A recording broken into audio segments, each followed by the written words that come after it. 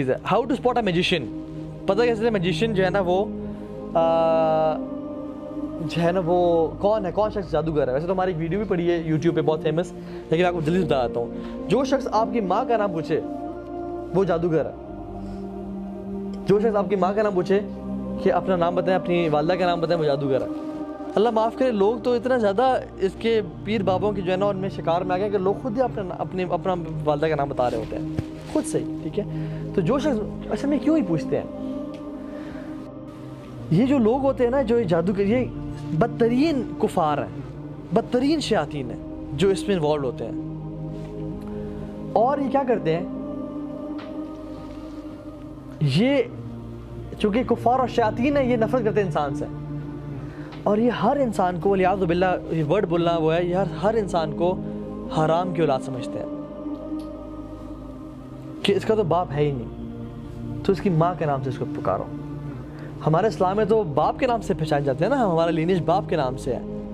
تو یہ لوگ سمجھتے ہیں کہ یہ سب ناجائز کی اولاد ہے, ذلت اور تذلیل. اور ہم مسلمان ہو کے فوراً سے میرا نام یہ ہے, میری والدہ کا نام یہ ہے, پکارتے ہیں اسے. شیطان برباد کرنا چاہتے ہیں انسان کو.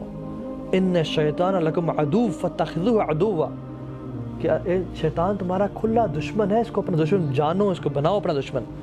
اور ہم لوگ کو پتہ ہی نہیں کہ ہمارا دشمن ہے. تو جو ماں کا نام پوچھے وہ جادوگر ہے. دوسرا, کوئی شخص اگر کہتا ہے کہ کالا مرغا, کالا بکرا یا کالا الو ذبح کریں, وہ جادوگر ہے.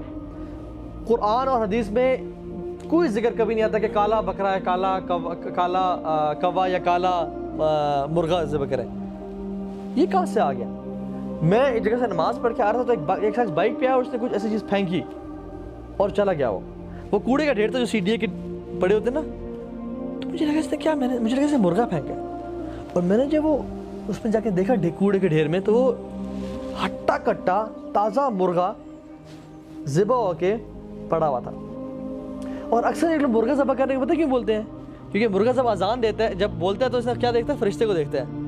تو اللہ کے نبی نے کہا کہ جب بھی تم مرغے کی آواز سنو تو کہو اللہم انی اسألک من فضلک, یا اللہ میں آپ کے فضل کا سوال کرتا ہوں. تو کہتے ہیں ان کو ذبح کرو. اور کس کے نام پہ؟ شیاطین کے نام پہ ذبح کرتے ہیں. آپ کے سامنے پڑھتے ہیں بسم اللہ واللہ اکبر, اور آگے کچھ پڑھتے جاتے ہیں اور اس میں اپنے شیاطین کے نام لے رہے ہوتے ہیں.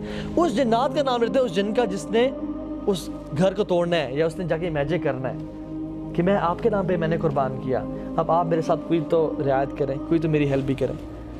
اور یہ جو جنات شیاطین ہیں, یہ اسی فیسٹ پہ, اس کو کوڑے کے ڈھیر میں, اس پہ وہ کھانا شانا کھاتے ہیں, خوش ہوتے ہیں, اور پھر کہتے ہیں چل اب تیری بھی ہم بات مانتے ہیں.